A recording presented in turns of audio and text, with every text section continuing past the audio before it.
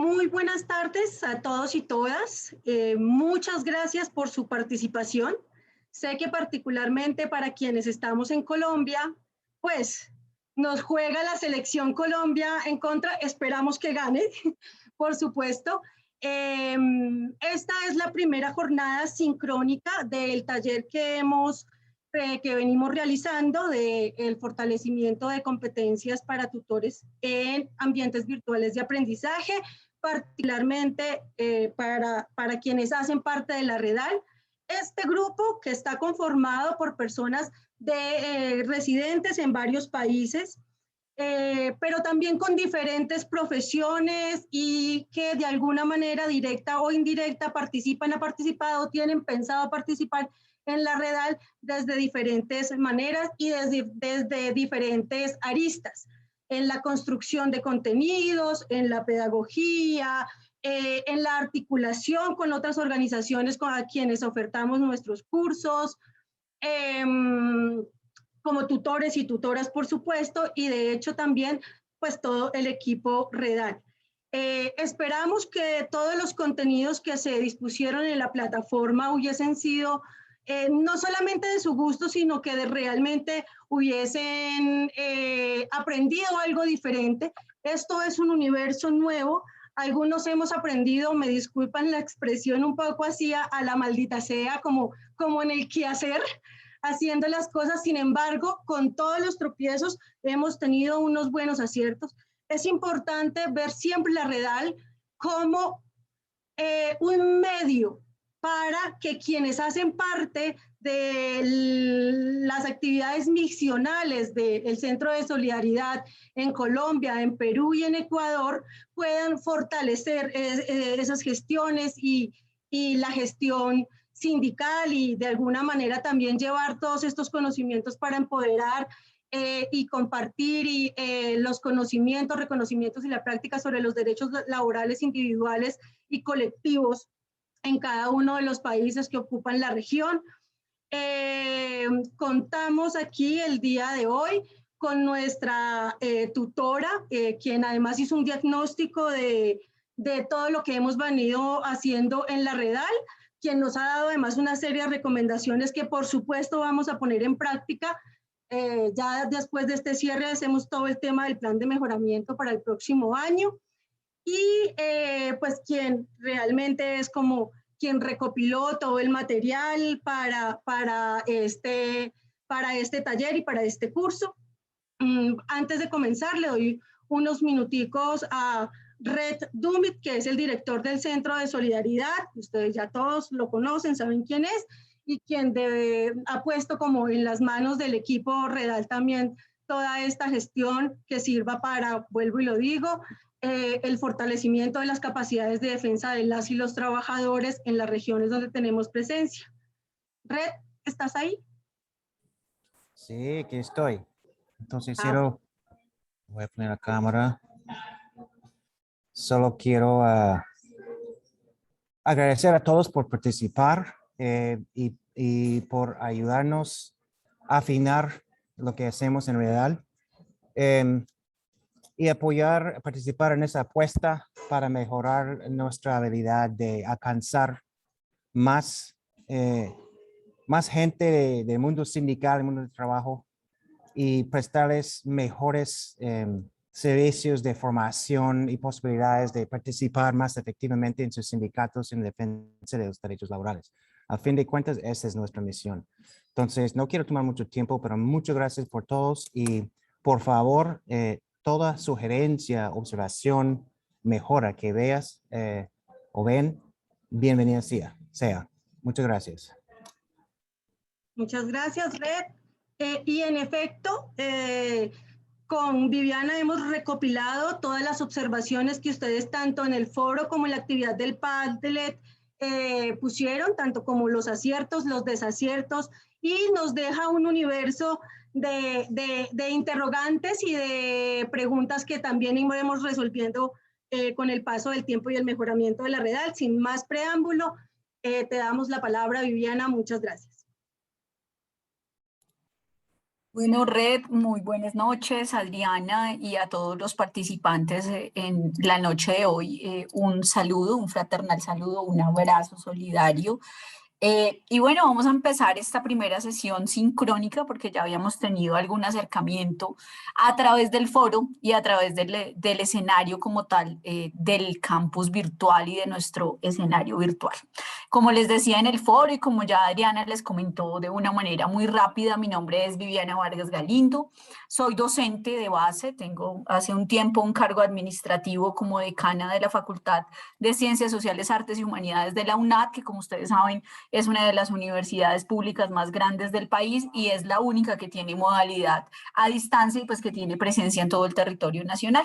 Llevo 20 años de mi vida trabajando en educación y de esos 20, 15 han sido en educación virtual, en educación abierta y a distancia y en educación mediada por tecnologías de información y comunicación. La idea de la noche de hoy es que podamos tener un acercamiento, un primer acercamiento sincrónico, que podamos acercarnos un poco a ese tema que es tan grueso y que implica, precisamente ustedes son una red de activistas y el trabajo que vamos a formular el día de hoy implica un trabajo en red porque implica un tejido. Independientemente de lo que hagamos con Adriana, de las instrucciones que se pongan en el curso virtual, de lo que digamos en las 2 sesiones que vamos a tener de manera simultánea, de manera sincrónica, el tejido implica que todos aportemos y que realmente todos estemos en miras de, como decía Red, fortalecer lo que implica la formación y en este caso la formación mediada por tecnologías de información y comunicación. El día de hoy vamos a arrancar con nuestra primera sesión y esta la vamos a hacer solamente a través de nuestra mediación virtual. La siguiente, que es el 23 de noviembre, vamos a estar algunos de manera presencial en el mismo espacio y otros conectados. Entonces vamos a tener un escenario que en educación tecnológica, en e-learning se llama un escenario híbrido. Entonces, sin más preámbulos, les cuento cuál va a ser la estructura de la sesión de hoy. Vamos a tener un contexto en esta primera parte. Les pido que me perdonen un poquito el monólogo, porque la idea es que tengamos unos presupuestos que van a ser muy puntuales, tanto para la sesión de hoy como para la siguiente, pero sobre todo frente a lo que nosotros hacemos en nuestro ejercicio cotidiano como tutores virtuales, porque en el escenario en que estamos acá, quienes no somos tutores virtuales, la idea es que empecemos a hacerlo y que entendamos cuál es la importancia, sobre todo desde la democratización de la educación, de tener un escenario que nos implique una educación sin distancias en un ejercicio como el que ustedes hacen, como una red y pues como una red que es muy social, muy comunitaria. Entonces en esta primera parte, como les decía, va a ser un poco de monólogo, voy a dar un contexto. Yo hablo rápido, entonces les pido el favor de que si de pronto voy muy rápido, me pidan que pare, me levanten la manito. Incluso se vale levantar la manito para decir gol de Colombia, para que de paso nos cuenten cómo van. Lo decía Adri, se nos cruzó con el partido, pero bueno, aquí estamos y la idea es que apostemos por hacerlo de la mejor manera. En la segunda parte vamos a tener un espacio colaborativo, un diálogo constructivo, como decía Adriana, y nosotras estuvimos revisando todos esos aportes que ustedes hicieron tanto en el foro como en el Padlet y nos encontramos con que precisamente muchas de las cosas que ustedes van a encontrar acá desarrolladas desde lo teórico, desarrolladas desde lo práctico, buscan dar respuesta en mayor o menor medida. Finalmente, pues cada uno se adapta al proceso de aprendizaje que necesita y que le sirve desde su escenario, no solamente de formación, sino también como formador para poder solventar estos escenarios que ustedes pusieron allí, como vea, estos son los aspectos a mejorar, estos son los aspectos a revisar. Y por supuesto, para poder fortalecer los aspectos que ustedes dijeron que estaban bien dentro del ejercicio de educación virtual en la red.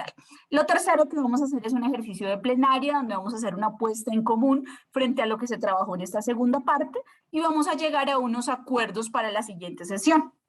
Discúlpenme acá un minuto que creo que no compartí el audio. Cuando nosotros les subimos la información al entorno virtual de aprendizaje, ustedes vieron que nosotros hablábamos allí de una rúbrica. De hecho, en la guía que empieza con una referencia por allí de que es más fácil aprender que enseñar, allí se mencionaba siempre una rúbrica. Entonces hoy vamos a tener un primer acercamiento a esa rúbrica y vamos a ver de qué se trata y por qué es importante esa rúbrica que nosotros vamos a trabajar en este escenario y que nos va a permitir, así como yo lo hice, pero obviamente lo hice desde afuera y un diagnóstico desde afuera pues implica una visión sesgada. La idea es que ustedes también hagan un diagnóstico desde adentro. ¿Cómo estoy yo como tutor virtual? ¿Cómo están los espacios virtuales de aprendizaje dentro de la Redal? Y como lo decían Adriana y lo decía en Red también, el único objetivo que nosotros tenemos en esta sesión es precisamente identificar cuáles son esos puntos negros, de pronto esos punticos que necesitan tener una construcción mucho más fuerte y poder ir más adelante y poder mejorar. Antes de arrancar como tal, les quiero compartir este video, que es un video que es una metáfora, es un regalito, y ya les voy a decir por qué vamos a arrancar con este video, que es un cuento para niños y que les pido por favor que lo escuchemos con atención. Adri, si se llegan a escuchar, me avisas, por favor. Cuentacuentos. Una línea es una sucesión de puntos. Esta es una línea azul y este es un hombre con una línea. El hombre pasa por encima de la línea y pasa por debajo, hace equilibrio y sube por esa línea azul que doblada se convierte en una escalera. Salta hop y trepa. Después de tanto pasar por encima y por debajo, hacer equilibrios, subir, bajar, saltar y trepar, se sienta sobre la línea azul a descansar. Estira la línea y la convierte en una hamaca. ¡Qué cómodo! ¡Anda! He aquí otro hombre con una línea. Pero si es la misma línea. Pero este hombre se aísla con la línea. No quiere saber nada del mundo. También se enreda y se le quedan los pies atrapados con la línea. ¡Uy! ¡Qué daño! ¡Ay! ¿Qué pasa? ¡Oh! ¿Nuestro hombre vacila? ¿Duda? Parece que le da miedo ir hacia adelante. Retrocede. ¿Y nuestro hombre? ¿Dónde fue? ¡Ah! ¡Mirad! Aquí hay un tercer hombre con la misma línea. El tercer hombre utiliza la línea para dar la espalda a otros. Pero bueno. Hola, tercer hombre. Buenos días. ¿Qué tal está? Nada, que nuestro tercer hombre quiere la línea para incomunicarse. No quiere ir a ninguna parte. Se ha quedado encerrado en una burbuja hecha con la línea azul. ¡Ah! Aquí tenemos un cuarto hombrecito con una línea azul. Vamos a ver qué hace. ¿Cómo? ¿Se pone la línea azul enfrente de él para no avanzar? ¡Vaya! ¿Y ahora usa la línea para separarse de otro hombre? Divide el espacio con la línea azul. Esto es tuyo y esto es mío. Acaba de dividir la línea en 5 líneas para encerrar a otros hombres. Y también utiliza la línea para prohibir hacer cosas. ¡Agáchate! ¡Corre! El hombrecillo ha cogido la línea como si fuera una lanza y nos quiere atacar con ella. Uf, esto va empeorando por minutos. Mejor tracemos un borrón y empecemos de nuevo. Vamos allá. Un hombre con una línea azul para empezar a caminar. Para sostener. Para unirse a otra persona. Para construir juntos una casa, una escuela. Para compartir bajo el mismo techo. ¿Y qué tal si en vez de un hombre utilizamos muchos hombres en una línea? Venga, vamos allá, genial. Muy bien, ahora hay 3 hombres. Estos son 3 hombres con una línea. Una línea para compartir, construir, unir y sostener juntos. Y para marchar siempre hacia adelante. Y con la línea dibujamos un árbol que dé muchos frutos para todos. También podemos trazar con la línea un pájaro azul en libertad y dibujar todas las manos para defender al pájaro en libertad. Y ahora probemos a dibujar con la línea un gran corazón. Un corazón Bueno, básicamente la metáfora que hemos querido hecho con proponer una aquí, sola línea azul. Un corazón abierto. básicamente la metáfora que hemos querido proponer con este cuentico para niños, como les decía, es precisamente qué podemos hacer nosotros con los cursos virtuales, ¿cierto? ¿Qué podemos nosotros hacer cuando nos enfrentamos a un escenario virtual de aprendizaje? Entonces, todos tenemos la misma línea, ¿cierto? Todos tenemos el mismo espacio, todos podemos hacer lo que hicieron los diferentes hombres con la línea. Entonces, el día de hoy yo les quiero regalar precisamente esta línea para que cada uno de ustedes decida cómo va a trabajar con esa línea. Y esa línea precisamente es el cómo yo me enfrento o cómo yo me acomodo o cómo yo empiezo a ejercer mis funciones como docente en educación virtual. Frente a lo que implica la educación virtual y las competencias TIC para docentes, hay una cantidad de imágenes preconcebidas, ¿no? Se puso muy de moda cuando empezó la pandemia porque casi que no había otra opción. Entonces, o estábamos en la virtualidad o no había otra posibilidad de tener escenarios sincrónicos para poder compartir porque el contacto humano se había dejado un poco de lado. No obstante eso, la educación virtual es una educación que está en boga de los modelos educativos hace más de 50 años en el mundo y que va muy de la mano con la educación a distancia. Entonces vamos a ver un poquito ese contexto y cuáles son esos presupuestos, porque son presupuestos que todos debemos tener en cuenta, independientemente de la formación profesional que tengamos o del escenario académico que tengamos, en este caso en la Redal, debemos tener en cuenta a la hora de enfrentarnos a un entorno virtual de aprendizaje. Lo primero es que la educación virtual, la educación a distancia, implica necesariamente el aprender a aprender. Yo creo que ustedes se dieron cuenta en el escenario que tuvimos, quienes no han sido tutores, por ejemplo, en estas 2 semanas que estuvimos allí con el material dispuesto en el curso, que eso implica necesariamente un ejercicio de aprendizaje autónomo, de que yo aprenda del aprendizaje mismo. Por eso el inicio de esta actividad lo hicimos a través de aula invertida, que aula invertida es en efecto una de las muchas metodologías que hay para educación virtual y para educación a distancia, que propone que el estudiante primero revise el material y después venga a tener una interacción con el docente, que el docente deja de ser una persona que solamente imparte conocimientos y se convierte en un igual. La educación a distancia, la educación virtual implica un escenario de aprender a aprender, donde todos aprendemos y esto se convierte en una espiral virtuosa. Todos aprendemos porque todos estamos todo el tiempo construyendo conocimiento. Si ustedes se dieron cuenta cuando se empezó a activar ese foro, cuando empezaron a contestar, cuando hubo más participaciones, ayer. Se cerraba el domingo, Adrianita nos envió un mensaje, entonces ahí está el aprender a aprender, ¿no? ¿Por qué implica mucho de mí? Y por qué si bien la educación virtual, que está acá como otro de los aspectos a tener en cuenta, es un escenario disruptivo, es un escenario de cambio absolutamente, implica necesariamente un proceso subjetivo. Soy yo el que como persona humana asumo el proceso de conocimiento. Y de la misma manera, soy yo el que como persona humana, como docente, como formador, asumo el cómo voy a impartir y cómo voy a acompañar, a diferencia del concepto de instrucción que acompaña a la educación tradicional, el proceso formativo. Se busca que este tipo de educación virtual no sea una educación a distancia, sino que sea una educación sin distancia. Pero bueno, frente a todos estos escenarios nos hablan de un marco de competencias docentes en tecnologías de información y comunicación.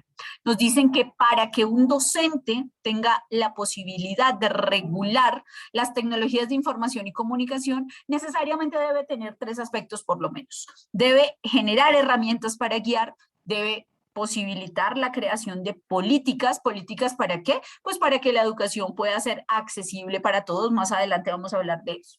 Y debe posibilitar este marco de competencias de docentes en TIC, la formación de docentes tanto nuevos como en ejercicio. ¿Cómo regular estos ejercicios? Pues a través de planes de estudio, de estrategias de evaluación, de pedagogía, porque acá es importante ver la pedagogía como otra cosa, de una organización escolar, de una administración y de un desarrollo profesoral. Aquí viene algo que es supremamente importante para el contexto y la caracterización que muy probablemente tienen los participantes que nosotros tenemos en los cursos de la Redal. ¿Por qué?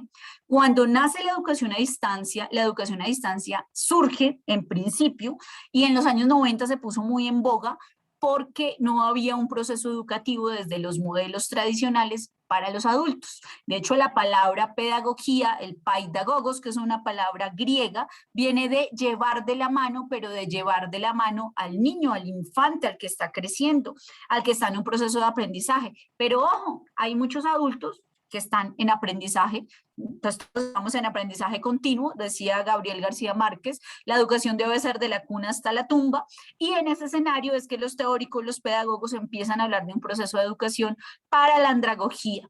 Y la educación virtual es un proceso que en sus inicios, en los años 90, surge como una educación para adultos, que muy probablemente, como les decía, es la caracterización de las personas que hacen parte de nuestros cursos en la Redal. Son adultos, son personas con unas funciones, son personas que toman estos cursos con un objetivo fundamental que es capacitarse para poder funcionar de una manera mucho más activa y probablemente con muchos más elementos de todo tipo, para hacer parte de este movimiento que se jalona allí de todo lo que allí surge. Entonces, ojo, porque aquí cobra mucho más sentido la educación como ejercicio de emancipación. Si la persona que está recibiendo el proceso formativo y el que lo está atendiendo asume el proceso de educación como un proceso de emancipación en doble vía, se genera necesariamente la comprensión de la educación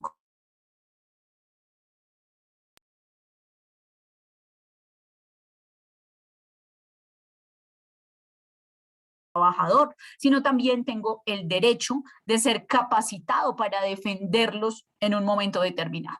Entonces, ¿qué pasa con la UNESCO y qué nos dice la UNESCO? Aquí les puse traducción propia porque no soy tan buena para el inglés.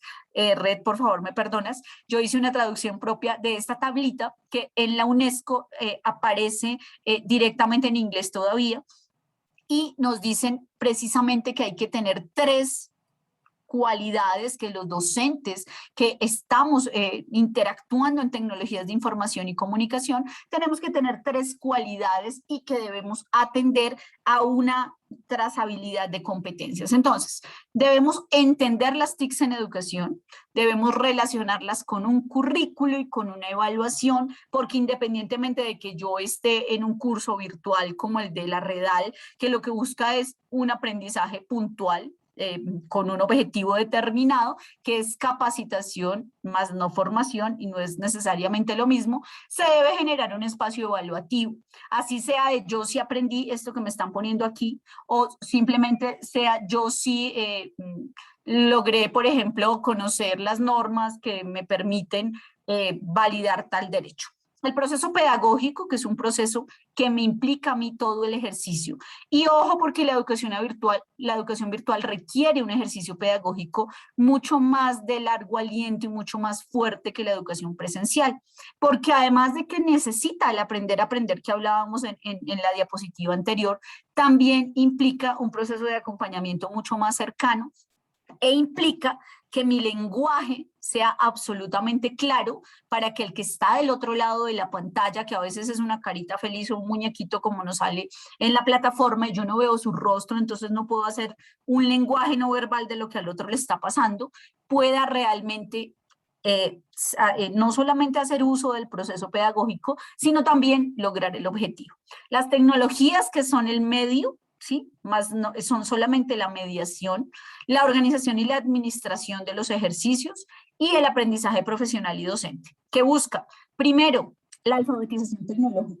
Vivimos en un mundo, hablamos de una tercera y una cuarta revolución industrial, donde la alfabetización tecnológica dejó de ser un privilegio, dejó de estar en un grupo etario determinado para convertirse en un derecho y en una necesidad.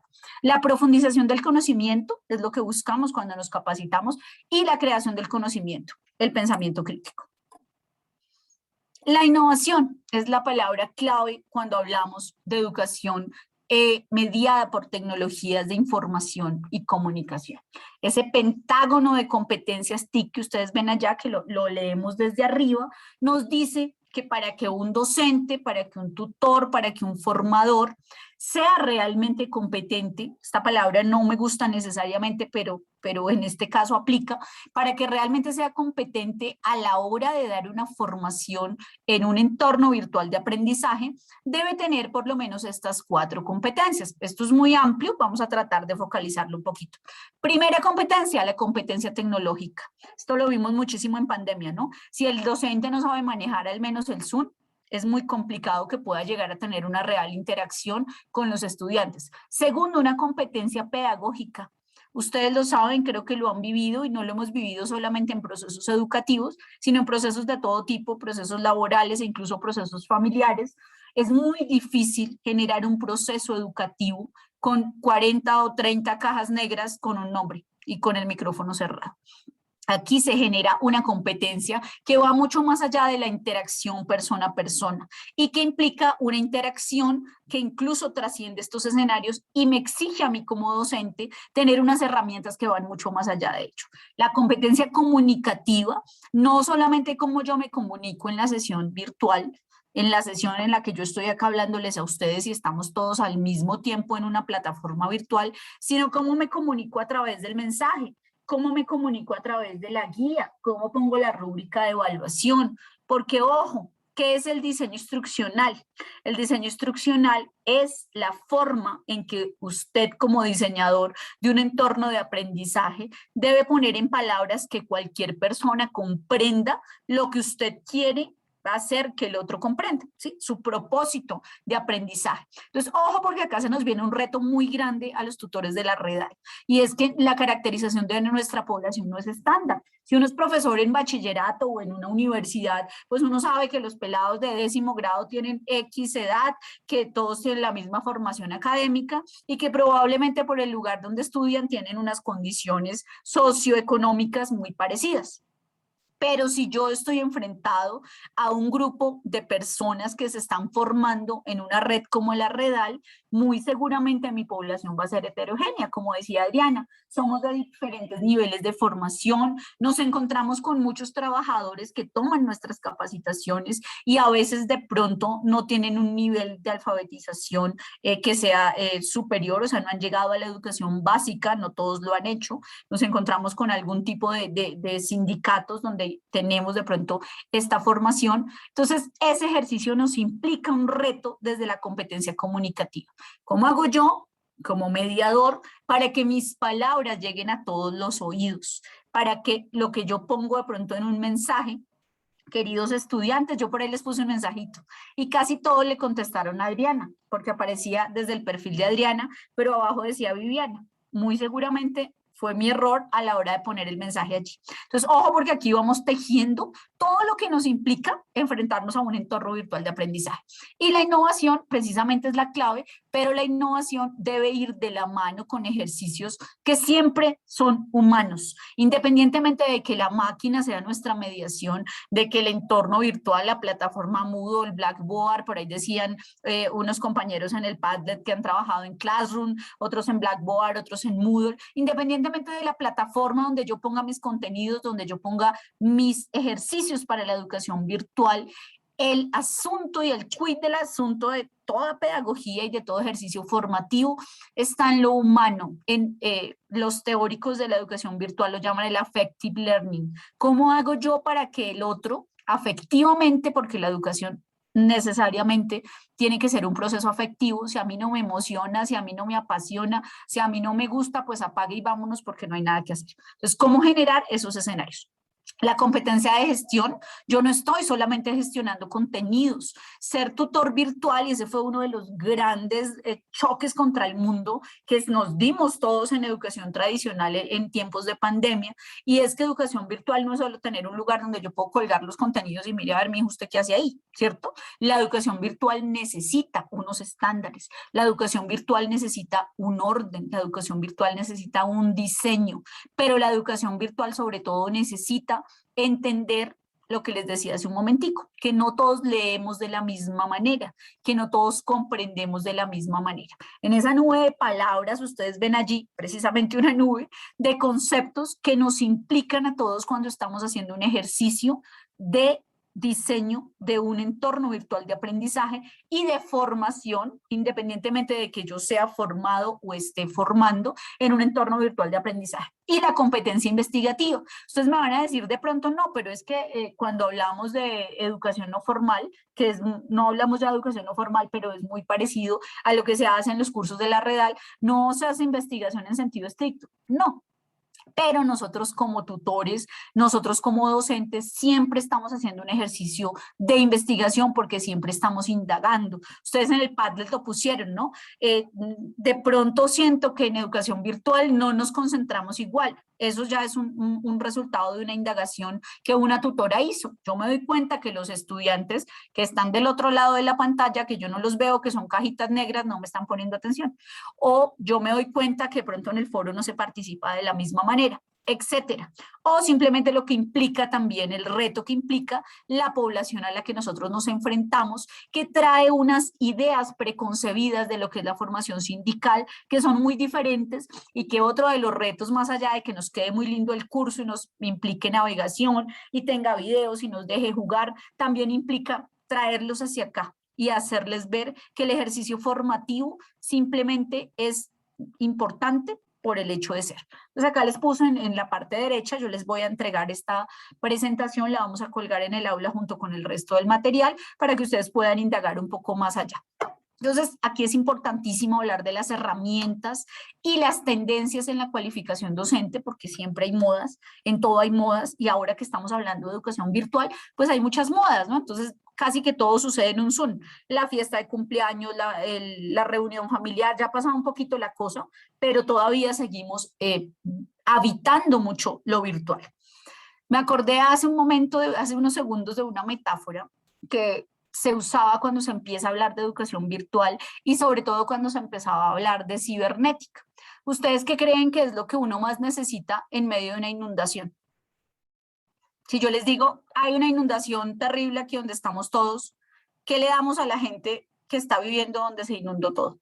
¿Qué herramientas les damos? ¿Qué se les ocurre? ¿Qué le podemos dar a las personas? ¿Cómo? Un salvavidas. Un salvavidas, la radio. Una lancha, un curso de natación. Un curso de María hasta que tome el curso. Agua, Mary Laura Perdomo, dice en el punto, agua, pero agua potable. Pasa lo mismo en las tecnologías de información y comunicación para educación. Usted pone en Google innovación para entornos virtuales y le salen miles de millones de recursos y opciones. Usted pone en YouTube videos sobre educación virtual, le salen una cantidad de resultados brutales, pero el problema es, lo dice nuestra compañera acá, muy claramente lo dice Mary, lo que yo necesito encontrar en medio de la inundación, y miren la metáfora, es precisamente agua potable. Me estoy ahogando, pero no tengo agua potable, no hay agua para vivir. Eso pasa en las tecnologías de información y comunicación. A ver, esta cosa, listo. Entonces, bueno, aquí todos los escenarios en los que nos hemos encontrado frente a los procesos educativos, hay quienes dicen que sí, hay otros que dicen que no sirve. Y entonces surgen, porque este es un poco el asunto que nosotros como docentes debemos empezar a construir, surgen algunos paradigmas que sustentan la educación en línea, porque la educación en línea es una forma de educación. Y es una forma de educación que nos implica varias cosas. Primero, les decía en la primera diapositiva, nos implica aprendizaje autónomo, que ojo, no es aprendizaje en soledad. Hay cursos autogestionados, no sé si ustedes han visto, por ejemplo, los MOOC de Harvard o los MOOC de la UNAM, que son buenísimos, son cursos autogestionados. Pero cuando nosotros hablamos de formación y de formación con una secuencia, que es lo que pasa, por ejemplo, cuando uno estudia un posgrado en línea o cuando estamos haciendo los cursos que hacen nuestros participantes en la Redal, no se habla de aprendizaje autónomo como aprendizaje en soledad, sino de aprendizaje autónomo en tanto en cuando soy yo el único sujeto y el único protagonista de mi propio conocimiento. Hablamos también necesariamente de aprendizaje significativo. Sí es importante que al estudiante le signifique en educación tradicional lo que está aprendiendo, es mucho más importante en educación virtual, precisamente por eso, porque los contenidos a veces se convierten en inundaciones y es difícil encontrar el agua potable. El aprender a aprender, que les decía, es un escenario donde yo necesariamente como docente, esto es un poco cliché, pero al final es cierto, yo tengo que aprender que estoy aprendiendo todo el tiempo y que este ejercicio de formar a través de una plataforma virtual me implica una búsqueda todo el tiempo de recursos, una búsqueda de posibilidades para que la educación en línea sea significativa. Y el aprendizaje colaborativo, porque uno de los grandes problemas, y varios de ustedes lo pusieron en el Padlet, que implica la educación virtual es precisamente la deshumanización. Yo ya no sé quién es mi compañero, yo estoy en un trabajo, en un grupo colaborativo y no tengo ni idea quién es el otro, quién es este, no sé quiénes están en Perú, no sé quiénes están en Ecuador, no sé qué están haciendo, no trabajo con ellos. Entonces, estos son los tres grandes procesos de aprendizaje que al mismo tiempo se convierten en retos. Y los paradigmas, o sea, esos modelos, esas guías que sustentan la educación virtual son básicamente tres. Constructivismo social. El aprendizaje en línea está pensado teniendo en cuenta que todos tenemos un conocimiento previo frente a algo. Si yo les dijera a ustedes, vamos a definir la palabra, el verbo desmenuzar. Aquí podríamos entre todos, y teniendo en cuenta que somos de diferentes países, podríamos entre todos lograr diferentes acepciones de lo que implica desmenuzar, ¿cierto? Es crítico social porque es un diseño curricular que busca responder a un principio de problemática social que son las brechas.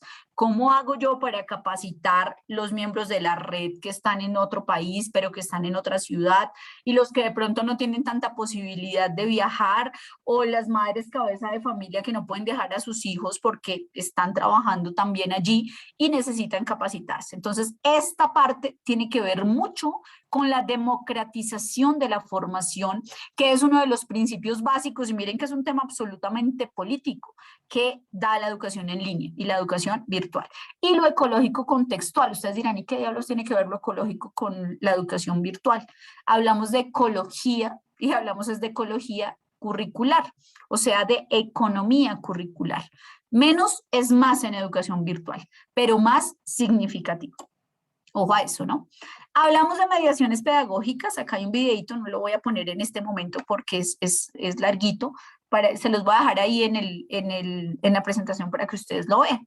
Pero hablamos de un escenario que es la mediación pedagógica. Y precisamente eso es lo importante en un entorno virtual de aprendizaje.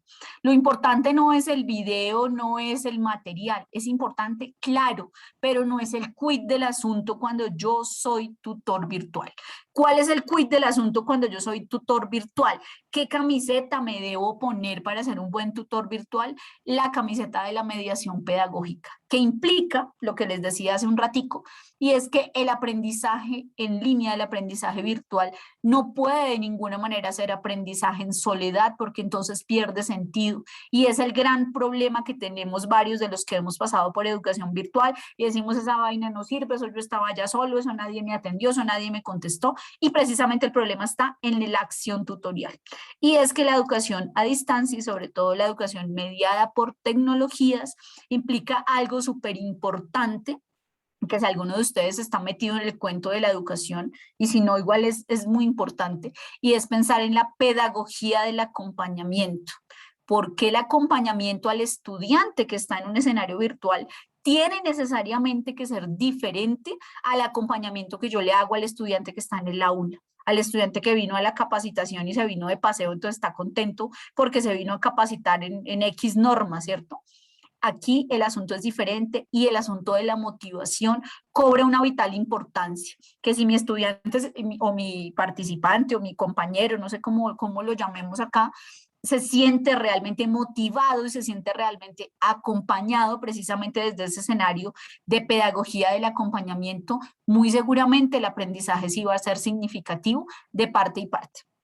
Lo multimedial, hoy vamos a hablar más del cómo, del cómo, y la próxima sesión vamos a hablar más desde lo pragmático, desde cómo hacerlo, o sea, desde el cómo Hoy estamos hablando desde el cómo conceptual y la próxima sesión vamos a hablar desde el cómo de la herramienta, desde cómo hacer el objeto virtual de aprendizaje, desde el cómo diseñar el trabajo colaborativo, desde el cómo hacer que mi video esté bien hecho o no. Hablamos de lo multimedial y lo multimedial es vital en educación en línea. Lo multimedial debe ser necesariamente también multiformato, porque también nos hemos encontrado con escenarios y el diagnóstico nos arrojó mucho de ello, y es que a veces el profe, por ser muy innovador, pone solamente videos, pero no se sienta a mirarlos. Entonces, si el video no se relaciona con absolutamente nada de lo que usted está trabajando en el texto, o en el curso, o lo que usted va a hacer en la sesión sincrónica, o con los objetivos de formación del curso, pues no necesariamente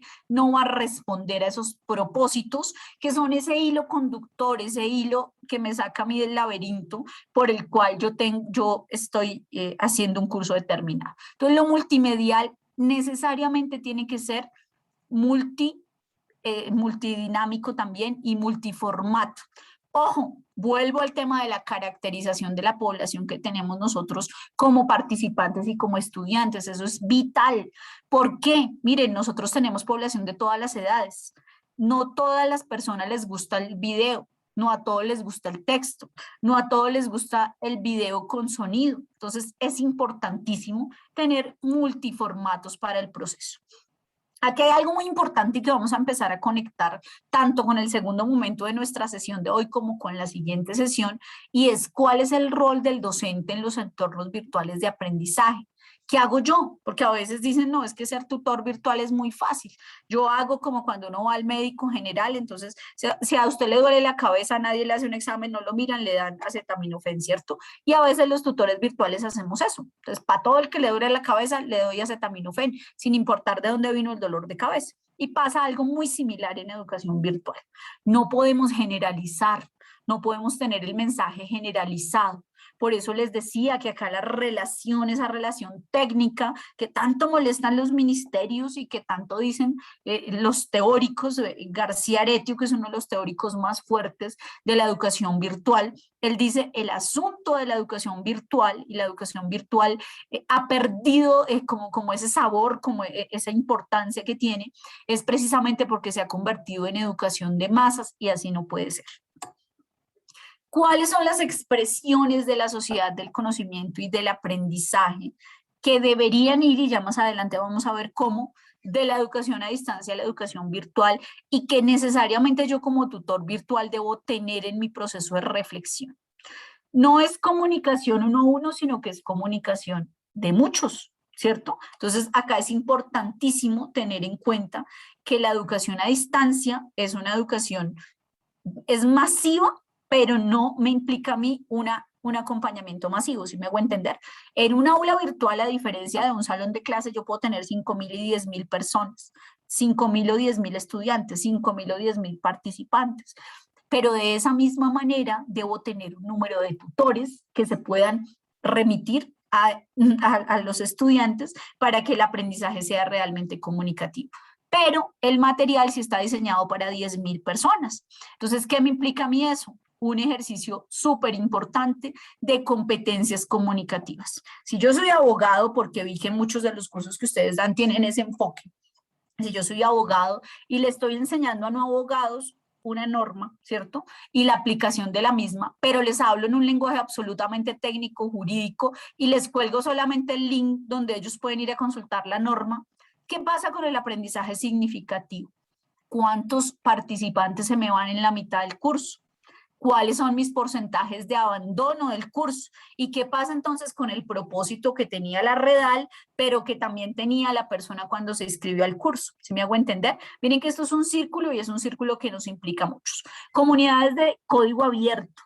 Es súper importante que empecemos a ir migrando nosotros también como formadores a pensar en documentos, en videos, en materiales multiformato que sean de código abierto. Miren que acá también no se habla solamente de democratización de la educación, sino también de democratización de la información. La información para todos a un clic de distancia, y esto es un concepto absolutamente político e incluso es un concepto absolutamente emancipador, ¿no?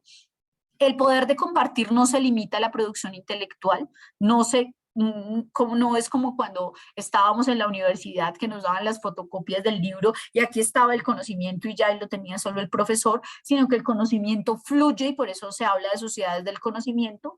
Las capacidades y las ventajas no son permanentes, esto es un tema que se mueve todo el tiempo, es múltiple, existen ecosistemas virtuales, es reversible porque intensifica la interdependencia mundial, o sea, implica necesariamente que yo puedo estarme movilizando, por ejemplo, acá estamos personas de varios países, es transitiva porque evoluciona a la par de la competitividad y me implica a mí nuevas normas y reglas implícitas y explícitas. ¿Cómo así? Claro, yo a la hora de tener un entorno virtual de aprendizaje, tengo que tener unas normas dentro del curso. Estimado estudiante, eso lo vamos a ver con un taller en la próxima sesión, cómo realimentar un foro, por ejemplo, o qué información yo debo poner en un foro, qué sí poner y qué no poner y cómo ponerlo, ¿cierto? Porque si yo le pongo a los estudiantes en el foro un texto de 12 páginas y no les digo nada, pues muy seguramente el estudiante entra al aula virtual, se asusta y no vuelve a entrar, ¿cierto? Entonces, ¿cómo hacerlo? Aquí es súper importante un concepto que está muy en boga ahorita, pero que implica un reto fuerte, y es la didactización y virtualización del acto pedagógico. ¿Qué es didactizar? Hacer didáctico, hacer manejable, hacer digerible, que yo lo pueda moldear como la plastilina. ¿Qué es virtualización? Pues que yo lo ponga en un entorno virtual, en este caso de aprendizaje. Del acto pedagógico, ¿por qué? Porque ya la mediación pedagógica no es rostro a rostro, no es que yo me pueda sentar con el estudiante a explicarle la ecuación en la hojita, sino que me implica a mí un cambio absoluto de paradigma. O sea, la educación virtual realmente implica que yo me quite el velo que tengo a veces en los ojos y empiece a cambiar mis formas de pensar, las posibilidades de educarnos. Quienes tenemos hijos sabemos que TikTok también enseña, que enseñe mal, que enseñe bien, pero también enseña. Lo mismo pasa con las redes sociales. Y aquí está el quid del asunto de nosotros como tutores virtuales. Entonces aquí hay dos cosas a los lados que son súper importantes. Por un lado, el modelo pedagógico, ¿cierto? Por donde yo oriento mis propósitos de formación. Y por otro lado, los estándares. ¿Cómo así los estándares? Claro, también hay unos estándares para la educación virtual. Hay unos colores que no se pueden utilizar. Yo tengo que utilizar unos códigos que son universales para utilizar un entorno virtual de aprendizaje. Yo tengo que saber que si pongo letra oscura sobre un fondo oscuro, cosas que ustedes dicen, pues es diseño, implica también un proceso de aprendizaje. Miren acá en esta gráfica cómo nosotros nos enfrentamos a cuatro preguntas, que son vitales a la hora de pensar en didactizar y virtualizar el acto pedagógico. Y que va más allá del ejemplo que yo les ponía de coger los mismos contenidos que yo llevaba al aula tradicional y colgarlos en un entorno virtual. Nos implica, ¿para qué enseñar? Son los propósitos, ¿para qué está mi curso? ¿Cómo lo diseñé y para qué lo diseñé? Que enseñar los contenidos y las competencias. Si yo estoy formando a X número de personas en esta norma, ¿cierto? O en el código se me fue la paloma, en el código de condiciones laborales del país determinado, pues tengo que saber qué quiero que sepan de eso, ¿cierto? ¿Cuándo enseñar? La secuencia. Siempre el acto pedagógico tiene una secuencia que va de lo particular a lo general. Esto es súper importante. Y la metodología. ¿Qué pasa con la metodología para ver el cómo yo enseño? Responsabilidades del docente en un entorno virtual de aprendizaje. Aquí podríamos hablar de muchas responsabilidades, pero acá he identificado solamente algunas de ellas que son vitales y que podrían aplicarse a cualquier plataforma de aprendizaje y a cualquier nivel de formación. Liderar el grupo de docentes del curso cuando son cursos masivos, repito, hay cursos en línea que tienen 5.000 y 10.000 estudiantes, estos MOOCs, que MOOCs traduce curso abierto en línea, ¿cierto? Los cursos que además son gratis, a veces tienen 20.000 estudiantes. Realizar seguimiento a los procesos académicos del curso, y miren que acá en ese realizar procesos de seguimiento está también el sistematizar lo que pasa en ese curso, lo que yo les decía, el ejemplo del Padlet.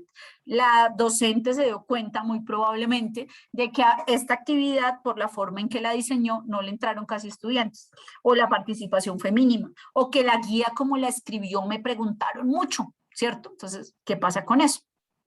Plantear estrategias de aprendizaje que fortalezcan el aprender a hacer y el aprender a hacer.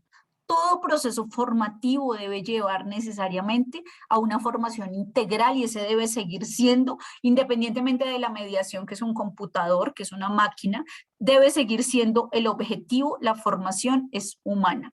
Fortalecer los lineamientos institucionales relacionados con la formación, en este caso, pues el sentido y el significado de para qué la REDAL en asocio con X número de colectivos ofrece X número de cursos, ¿cierto? Y para qué, a quién se los dirijo, cómo los estoy organizando y participar en los procesos de certificación de esos cursos.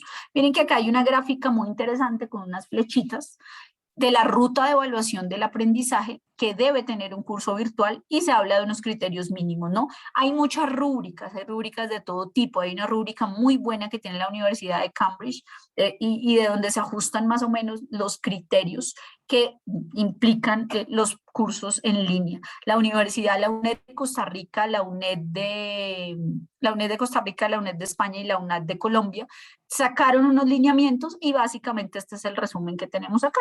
Entonces, ¿cuál es la ruta que yo debo tener en un entorno virtual de aprendizaje para poder saber si el curso funciona o no funciona? Por un lado, la planeación. Yo siempre tengo que saber lo que les decía. ¿Para qué?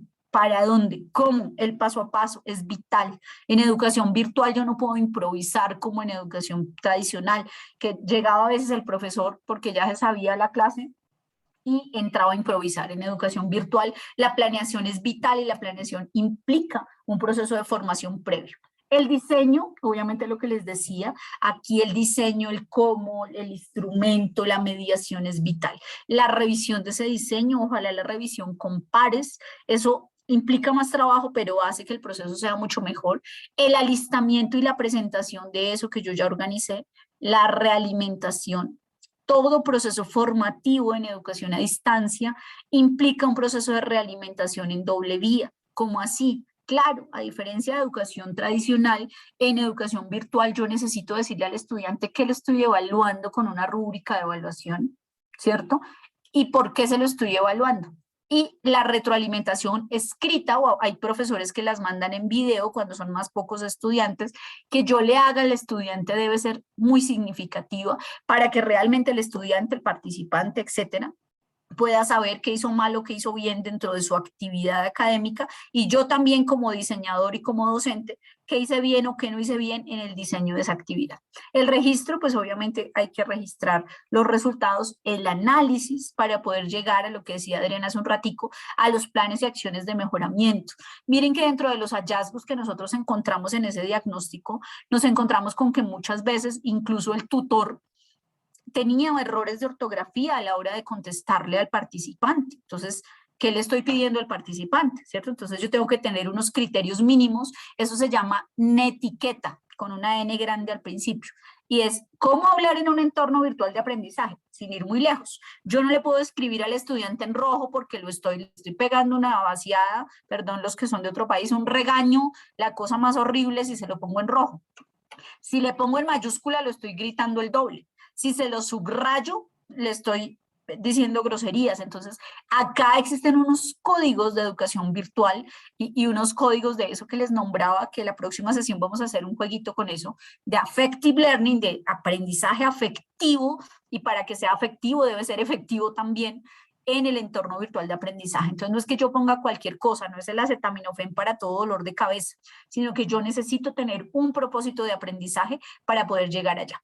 En esto vamos a profundizar mucho más el 23, vamos a coger unos ejemplos de cada una de estas y a verlos en los cursos de ustedes, pero quería traerles acá rápidamente cuáles son las principales didácticas digitales. Recuerden que la didáctica es el cómo, es la metodología, y la pedagogía es la parte teórica, ¿sí? El para qué, el qué, ¿cierto? El qué y el cómo. Entonces, la didáctica es el cómo. Entonces, el qué es que yo voy a enseñar la norma X, ¿cierto? A las personas que están estudiando el curso dentro de la REDAL. Pero el cómo es cómo voy a hacer para que ese contenido que yo tengo allá pueda llegar a más personas y de una mejor manera. Existen varias didácticas digitales. La primera que está muy en boga ahorita es la didáctica prosumidora, es la didáctica del youtuber, ¿cierto? La didáctica, ¿se han visto esa muchacha que hace videos en inglés de no se dice así, sino se dice así? Entonces, está haciendo un proceso de aprendizaje, pero es un proceso de aprendizaje que me lleva a mí a consumir, y está las didácticas prosumidoras, que no son malas, pero implican un ejercicio ético que va mucho más allá. Los audiovisuales, que son los que más utilizamos, pero el rollo es lo que yo les decía ahorita, el agua potable en la inundación. Hay unos videos que uno dice, esto no dice nada, o están muy mal hechos, o no tienen buen sonido. Entonces hay que saber pescar, precisamente saber buscar o incluso diseñar videos propios. Los de la Redal, por ejemplo, tienen unos muy interesantes que han sido construidos y que implican realmente procesos de aprendizaje. Las kinestésicas, ustedes me dirán, pero ¿cómo me muevo yo en un entorno virtual de aprendizaje? Existen, por ejemplo, simuladores, y hay simuladores que son gratis y que son buenísimos. Por ejemplo, vuelvo al ejemplo del derecho porque me parece que es un buen escenario, o la salud, por ejemplo. Yo puedo en salud mental, podría ser un tema importante para analizar en un escenario laboral, y son los problemas de salud mental, los trabajadores del área de la, no sé, de la manufactura en el Perú, por ejemplo, ¿cierto? Entonces, yo puedo utilizar un simulador donde el estudiante puede entrar, crear un avatar, un muñequito que se mueve, como los Ataris, como las consolas de video, y el muñequito que se mueve va a un escenario, se sienta y puede conversar con un psicólogo que es otro muñequito. Entonces, hay muchos simuladores, hay simuladores hechos a la medida para los cursos virtuales de muchas universidades que están dedicadas a ello, pero también hay unos software libres que uno encuentra y que son muy interesantes. Por ejemplo, si yo estoy enseñando a hacer sucesiones, yo puedo hacerlo a través de un simulador. Si yo estoy enseñando derechos de familia, por ejemplo, puedo utilizar un simulador. Si yo estoy enseñando economía solidaria, puedo utilizar un simulador. Nosotros tuvimos una experiencia muy bonita de trabajar con excombatientes, por ejemplo, de las FARC, y con ellos trabajábamos con simuladores para economía solidaria. ¿Cómo hago yo para que mi emprendimiento sea o no sea rentable? Y uno se metía a una calculadora y la calculadora le decía, vea, esto sí le sirve, esto no le sirve, le sacaba las gráficas. Eso es kinestésico porque yo estoy asumiendo un juego de roles con el entorno virtual de aprendizaje. Y gamificado, gamer, viene de juego, que son los escenarios pues, que van más allá de la sopa de letras o el crucigrama que yo puedo poner en el aula virtual, y que me implica realmente tener un impacto y una relación didáctica. Ojo, reitero una cosa y voy a ser súper cansona hoy, la próxima sesión, y si en algún momento de la vida nos volvemos a ver en un escenario pedagógico para hablar de lo mismo, los recursos tecnológicos son solo una parte de una construcción pedagógica y didáctica, pero el sujeto de la construcción pedagógica y didáctica, el sujeto que recibe es el estudiante y el que da es el docente, pero esto es una espiral, esto es vital. Dos flechitas que están allí equidistantes para tener en cuenta. ¿Qué debemos hacer nosotros, independientemente del recurso tecnológico, para hacer una construcción pedagógica y didáctica que sea óptima? Estimular la atención, lo que les decía, utilizar diferentes recursos. Si yo en todos los cursos virtuales y durante todo el entorno virtual les pongo videos igualitos, pues ya el estudiante se va a cansar. O si yo le pongo exactamente la misma cantidad de lecturas o las mismas guías, las guías con la misma letra, etcétera, eso implica que yo me canso, porque lo decía una compañera en el Padlet y me gustó mucho como punto de reflexión. La educación virtual implica un nivel menor de concentración e implica un nivel mayor por parte del docente de atracción. Esto es un ejercicio de seducción. La educación es un ejercicio erótico de descubrimiento, y en el entorno virtual me implica mucho más. Dar información sobre los resultados esperados. Lo que les hablaba del proceso de evaluación. ¿Qué quiero que usted haga en esta actividad? Que esto es un quiz sobre la ley tal. ¿Qué quiero que usted haga en ese quiz? ¿Qué quiero que logre? ¿Qué quiero que aprenda? Estimular el recuerdo. Lo que no se aprende con H no sirve. Se va, se desaparece. Hay que buscar el aprendizaje, que es el que se queda para mí, con H, en el estudiante y pues obviamente en uno como tutor y como mediador, ¿no? Presentar el material a aprender. Hay que presentar el material desde el principio en educación virtual. A diferencia de educación tradicional, usted desde el principio debe presentar todo el material que va a utilizar. Guiar y estructurar el trabajo del aprendiz. Tiene que ser una guía, tiene que ser un camino, un camino preguntando, como dicen los indígenas del Cauca. No es solo caminar, no es solo echar a andar, que al final estará la meta, sino que yo camino preguntando y camino de la mano. ¿Esto para qué? Para provocar la respuesta, para proporcionar la retroalimentación, y la retroalimentación al final se convierte en aprendizaje, para promover la generalización del aprendizaje, no entendido como que todos aprendemos de la misma manera, sino como en que todos podemos aprender. Diferente, pero todos podemos aprender. Se facilita el recuerdo de esas habilidades que dijimos allá arriba y se evalúa la realización de ¿qué? Pues de un ejercicio determinado. Vamos a entrar entonces ya a conversar un poquito porque ya está muy lora esta señora y vamos a tener un espacio de diálogo constructivo que vamos a realizar en 3 momentos. En este primer momento, y les voy a pedir que esto que hagan lo guarden allá escrito porque lo vamos a usar en el momento 2. Les voy a pedir a todos que en un minuto, allá en una hojita, en el celular, bueno, como quieren, en un minuto van a proponer una actividad de apertura para un entorno virtual de aprendizaje, cualquiera. Obviamente una actividad didáctica, ¿listo? Entonces en este momento pongo cronómetro, 1 minuto para que todos propongamos una actividad de apertura para un entorno virtual de aprendizaje. Arrancamos ya.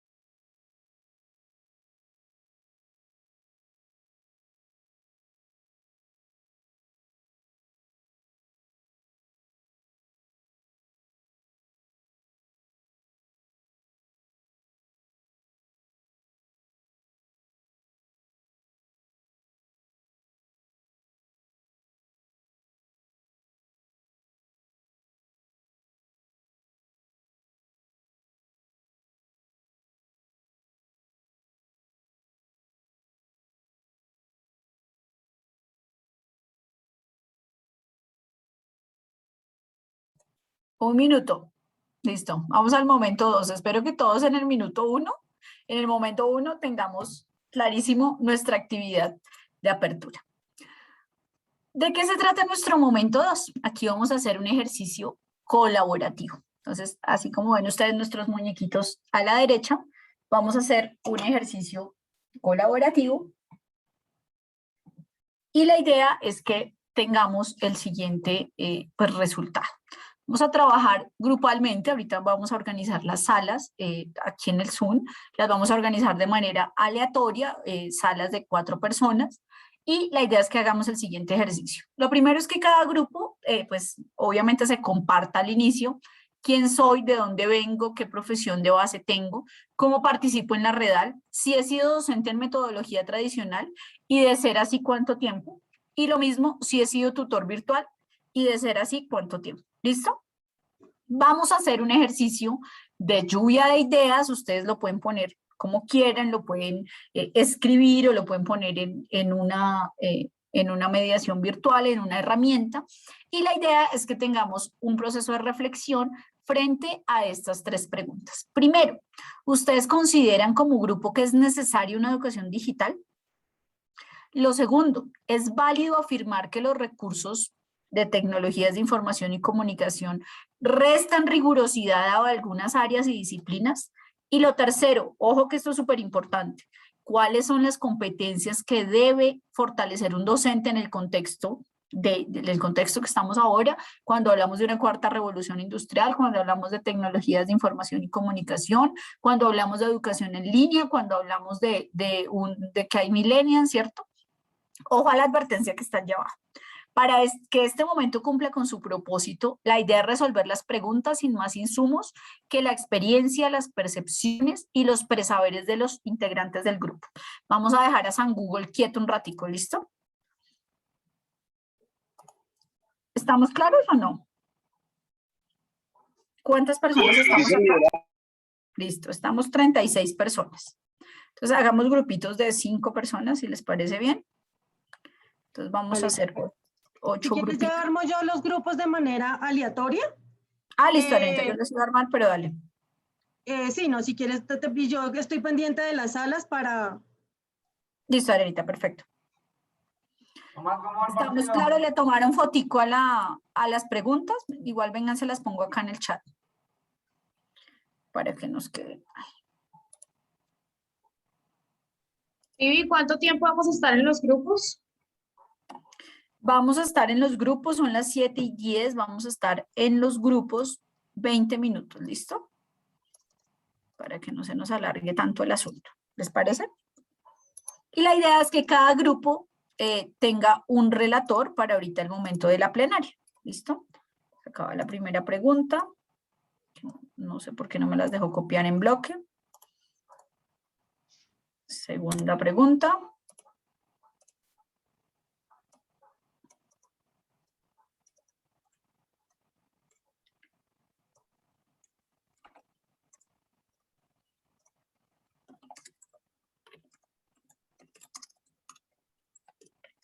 Si alguien tiene una duda sobre la metodología, es el momento de preguntar, ¿no?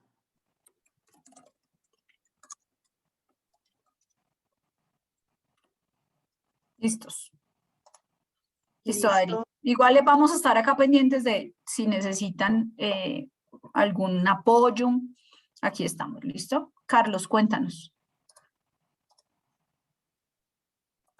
No, es que yo creo que este es un momento importante también para reflexionar sobre el papel del docente. Yo creo que el profesor o el docente o el catedrático, como lo queramos denominar, independientemente de si es virtual o es presencial, tiene un papel en la sociedad. Entonces quería aprovechar este espacio para abordar esas discusiones, porque creo que los documentos que nos presentaron también son muy importantes y enriquecen la discusión que yo propongo. Muchas gracias. Pues miren, esta quedaría así. ¿Cuál es el papel y cuáles son las competencias que debe fortalecer un docente en el contexto de la cuarta revolución industrial? ¿Listo? Para complementarlo así. Gracias, Carlos. Gracias por tu aporte.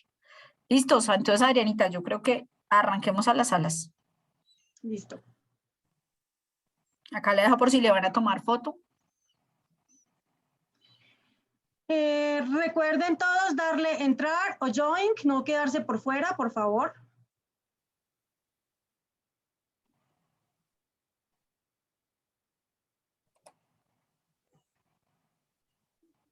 Y tú sí te puedes quedar por fuera.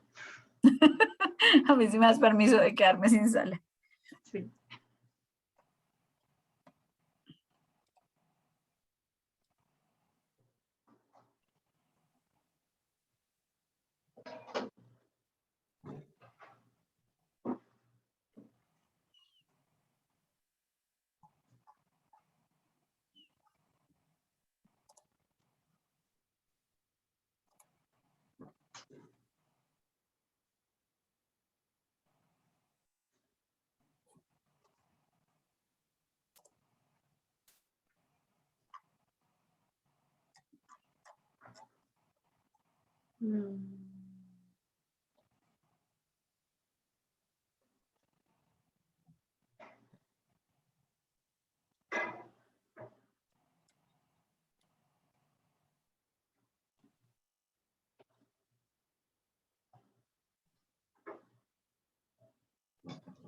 ¿Listos? ¿Ya quedaron todos o no? Ah, no, Falta que ingresen Daniel, Tatiana y la compañera Y Rosa. Rosa. Estoy enviándoles al grupo el documento. Profe Tatis. Profe Tatiana. Dani.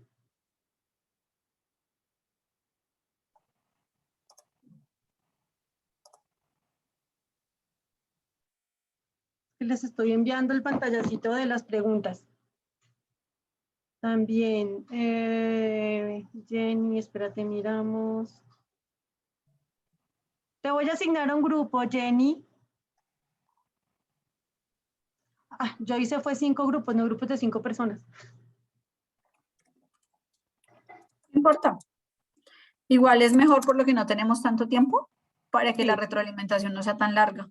La plenaria. Adri, yo estoy en el 3. Es que en el otro equipo que estaba se me descargó, pero estoy asignada al grupo 3. Sí, ya, dale ingresar que ya te mandé. Pero espérame que salas de grupo. Debe aparecerte yo en eso.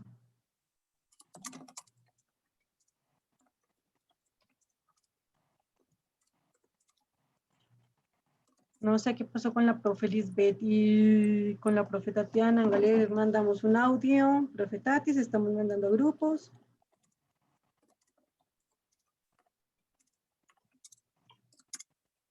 ¿No pudiste entrar? No, mi Adri. Es en el grupo 3. Es que yo estoy en el otro equipo, todavía no me he salido para no perderme la charla, Ok. pero estoy en el 3. Entonces ya me salgo de este para que me deje entrar al 3. Listo. Listo, ya me salí. Eso, listo. Ya. Ok. Al 3. Listo. Listo. Ya te debe aparecer ahí.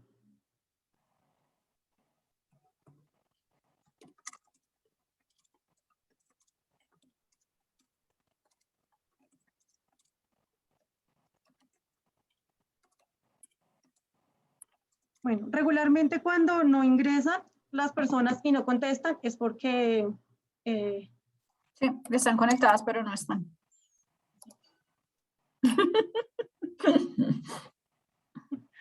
Así pasan todas las reuniones de la universidad. Se acaba la reunión y quedan ahí unos y o a veces tienen rollos de conectividad. Bueno. Vamos a darle pausa. Tenemos con otras personas que están también, digamos, haciendo cursos.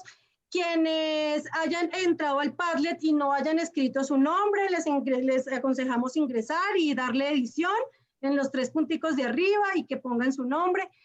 Es para saber, digamos, también de alguna manera cuáles son las percepciones de quienes han sido tutores, de quienes no han sido, de quienes han sido estudiantes y tutores y de quienes no han tenido ninguna relación con la REDAD hasta el momento, más allá de unas cercanías verbales o de conocernos o haber hablado en algún momento.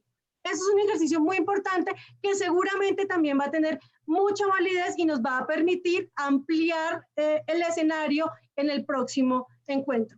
Ahora sí, ya no te robo más minutos, Viviana, te dejo otra vez. Gracias, Adrianita. Sí, no, reiterar esa parte y bueno, vamos a conversar. Entonces, acá la tenemos al calor de un café colombiano. Los invitamos a los compañeros que están en otro país a un café colombiano para conversar un ratico frente precisamente después a esas 3 preguntas que, como nos decía nuestro compañero Carlos, dan lugar, abren y dan lugar a muchas otras reflexiones, ¿cierto? No solamente frente con Adriana conversábamos hace un momento de no todos han diseñado cursos, ¿sí? Entonces, cuando soy tutor y diseño, el rol va cambiando y nos implica diferentes retos y muchas de las herramientas que vamos a encontrar en esta semana que nos queda de trabajo fuerte, pues fuerte en la medida en que vamos a tener mucha información para revisar, van a estar muy de la mano con eso, ¿no? ¿Qué me implica ser tutor y qué herramientas yo puedo utilizar a la hora de también ser diseñador de un entorno virtual de aprendizaje? ¿Listo?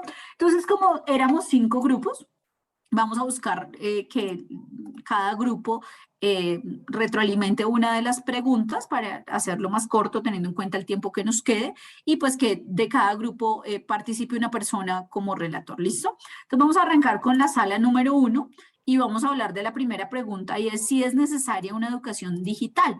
Incluso aquí la pregunta podría ser si existe algo así como una educación digital, ¿sí? O existe una educación y lo digital es aparte. Entonces, estimados, los escucho.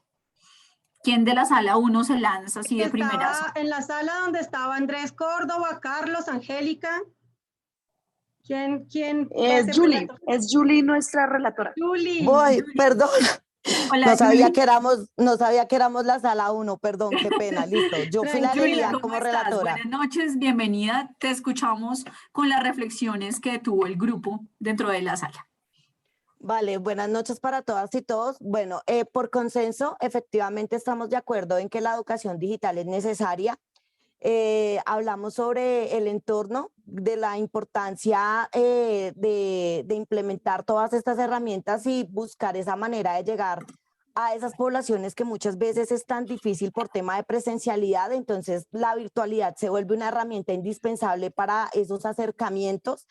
Se habló un poco también de las dificultades en nuestro país, pues que tenemos una brecha bastante importante de desigualdad, donde algunos municipios no tienen internet y demás.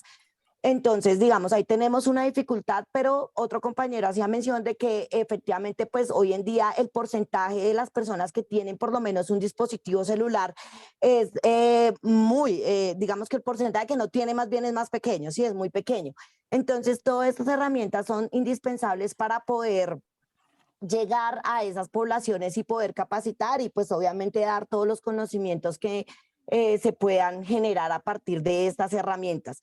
Hablamos de la importancia de estas herramientas en la virtualidad, donde efectivamente nos hizo más fácil la tarea en unos momentos de aislamiento, donde pues realmente se volvió una herramienta fundamental para poder inclusive comunicarnos con diferentes personas, no solamente en tema de capacitación, sino en muchos sentidos más. Yo, de pronto, esto es un comentario personal, se tuvieron momentos en medio del aislamiento donde se cumplieron años y se celebró, o sea, cada uno en su casa con su botella de vino individual y en una videollamada y se vivió. Entonces, digamos, es una herramienta a la cual hay que sacarle provecho y en eso estuvimos completamente todos de acuerdo.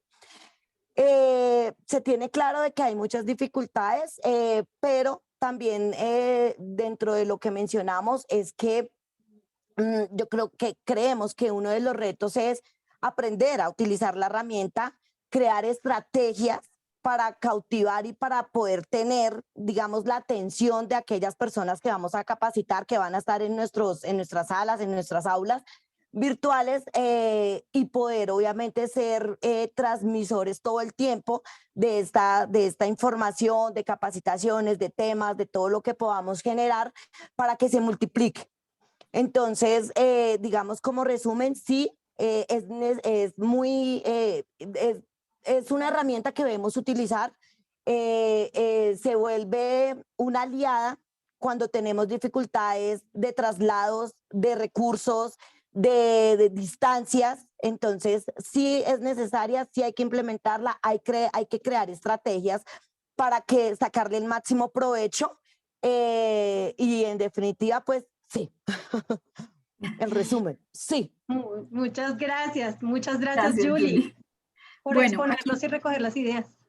Tú has puesto sobre la mesa varias cosas, Julie. Por un lado, un tema que incluso se ha pasado desde varias universidades, incluso desde el SENA y otras instituciones educativas, por corte constitucional, vamos a ver cuándo se logra que nos contesten, y es precisamente el derecho a la conectividad, ¿no? Cómo la información se convierte en una nueva brecha, ¿no? No solamente el que yo no tenga acceso de pronto al equipo, sino que tampoco tenga acceso a la posibilidad de información. Y hay otro reto que nos has puesto aquí, que es bien importante, y es cómo generar recursos o cómo generar posibilidades de aprendizaje que no solamente corran en el 4.0 o 3.0, que es el PC, sino que corran en la herramienta 2.0, que es el teléfono, ¿cierto? Que yo pueda mandar una píldora que se vaya por WhatsApp y que le llegue a mis estudiantes y otros escenarios de posibilidades de educación. Y me acordaste con tu intervención, ya para darle la palabra a otro grupo, en el nombre, que en historia de la educación ustedes saben que han habido muchos hitos. Un gran hito que ha tenido la historia de la educación en América Latina, tiene varios países que son fuertes, pero en alfabetización Cuba es muy fuerte. Miren que el modelo de alfabetización en Cuba empezó, antes de enseñarle a leer y a escribir a los adultos, empezó con un proceso de empoderamiento. El modelo de alfabetización de Cuba se llama Sí Puedo. Porque es que el rollo no era que la gente no supiera leer y escribir, sino que ya decía, yo ya tengo 40, 50, 60 años, ¿ya para qué? Sí puedo. Y México le incluyó porque ellos tomaron estas ideas del sí puedo cubano, que utilizaron ellos se llamaban batallones alfabetizadores de Nicaragua, después del conflicto en Nicaragua, y México le puso el yo sé que sí puedo. Y miren cómo esto se va conectando con el ejercicio que nosotros hacemos. Porque, ¿qué nos dicen muchos de nuestros estudiantes? No, yo no puedo tomar un curso virtual. Eso yo toda la vida he ido al escenario del sindicato y he estado en la capacitación presencial y me gusta decirme y estar con el compañero. Claro, eso es importante, pero si el sí puedo y el yo sé que sí puedo, se van metiendo también en nuestra memoria colectiva, y miren que eso es transmisible. Si yo lo asumo como tutor, se lo transmito a mis estudiantes, muy seguramente el proceso de formación también va a ser significativo. Julie, muchas gracias por esos aportes que nos das. Vamos con el grupo de la sala 2 y vamos con la segunda pregunta. Si es válido afirmar que los recursos TIC, algunos hablan ya de los TIC y las TAC, ¿no? Que no son solo tecnologías de información y comunicación, sino tecnologías de aprendizaje y comunicación, restan rigurosidad a algunas áreas y disciplinas. Ojo que este tema es sensible. Ahí, miren, el Consejo de Estado todavía se está jalando los pelos porque ellos dicen que no puede haber derecho virtual y ya sale un programa. Y decían que no, y que no, y que no, y hay disciplinas que son ortodoxas absolutamente, y grupos de colectivos que dicen no se puede pensar en una formación virtual. Y yo estoy segura, solamente por sospecha, porque además crecí en una familia donde hay varios líderes sindicales, que muy seguramente nuestra población también tiende a algún grupo a ser así, por el grupo etario, por la formación, por las convicciones, pero todo va cambiando, ¿no? Es lo mismo que cuando uno sale a la marcha. Ya la marcha no es solamente de la central obrera, sino que se ha convertido en un ejercicio performativo. Entonces acá ya la formación no es solamente para los jóvenes, la formación virtual, sino que también nos implica algo que me enseñó Adriana, y es que el trabajo es un asunto universal, absolutamente. Todos trabajamos y todos somos trabajadores. Por eso todos nos implicamos en el ejercicio de formación. Sala 2 y segunda pregunta, queridos. No sé quiénes están en la sala 2. El grupo de Angie Moreno, Carolina Evia, D'Angeli, Eliodoro, Omar Traslaviña y Oscar. ¿Quién está como relator o relatora en ese grupo? Yo. Angie, te escuchamos. Bueno, nosotros en esta pregunta, la verdad, sí tuvimos un debate largo, porque, bueno, tuvimos una división de ideas. Hay unos que dicen que no le ha restado rigurosidad y otros que dicen que sí.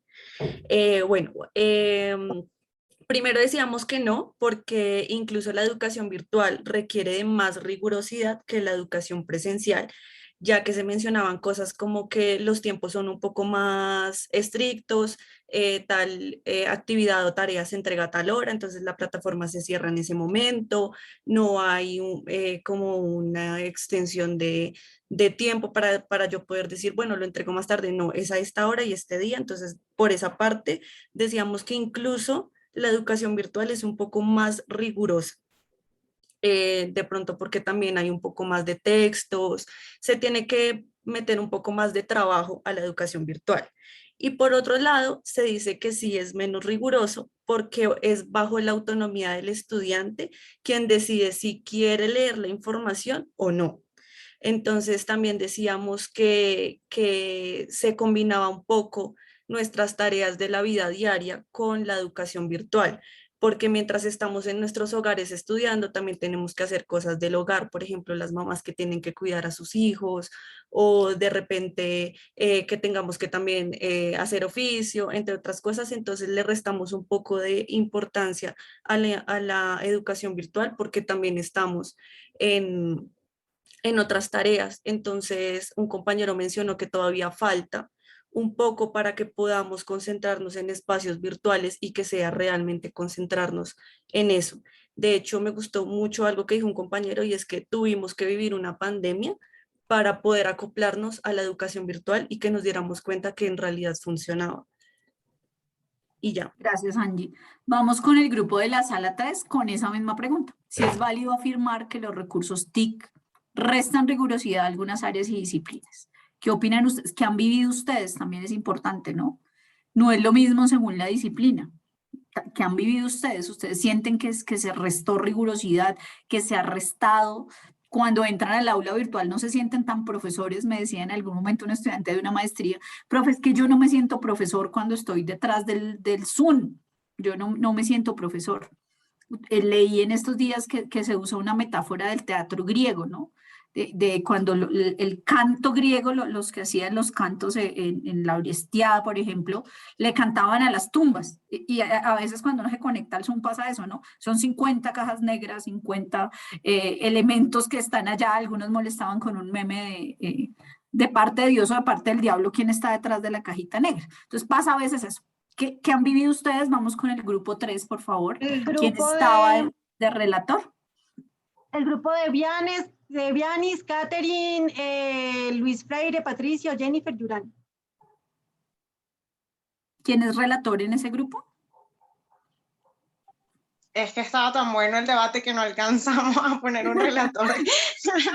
Pero estábamos diciendo que depende netamente del tutor, de cómo tú te lo tomes, de cómo tú decidas abordar al grupo. Y estaba diciendo también una compañera que es muy importante tener en cuenta al grupo al que vas a abordar en ese momento. Pues yo, en mi experiencia, les he estado comentando que he tenido profesores muy flexibles y otros profesores muy rigurosos, y que la flexibilidad siempre ayuda en este momento, ¿no? Que no es tan importante como estar tan serio, que hay siempre temas que sí requieren esa rigurosidad, pero hay otros en los que uno se puede flexibilizar y conecta muchísimo más con las personas. Muchas gracias, Catherine. Bueno, retomo ideas de los dos grupos frente a esta pregunta que tenemos ahí. Yo quería también ser de ese grupo y quería agregar otra cosita. Claro que sí, te escuchamos. Que yo creo que eso también va ligado en la educación virtual. También tenemos distintos tipos de metodologías y va ligado a la metodología que utilice el programa de formación. Entonces, no todos los componentes de educación virtual son participaciones escritas. Hay componentes que son solo clases sincrónicas, y eso pues le da otro enfoque. Y también el enfoque se lo da el tutor o el docente, porque hay unos docentes que son más exigentes. Uno sabe, digamos que en algunas clases, cuando uno toma algunas clases, uno sabe que está en unas clases y puede estar haciendo otras cosas, pero hay otras clases donde no, donde tú te enfocas y es por la metodología que usa el docente. Entonces, la rigurosidad no creo que dependa de la virtualidad, sino del docente.